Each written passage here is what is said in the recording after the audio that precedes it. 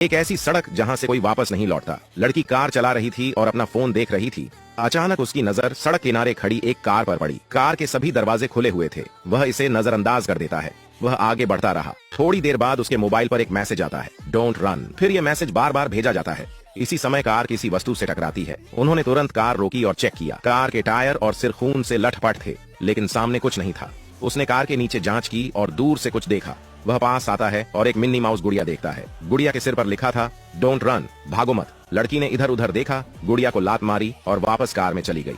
कुछ देर तक कार चलाने के बाद वह कार के शीशे में गुड़िया को देखता है। महिला बहुत डर गई। उसने कार रोक दी। पीछे की सीट पर देखा तो कोई नहीं है।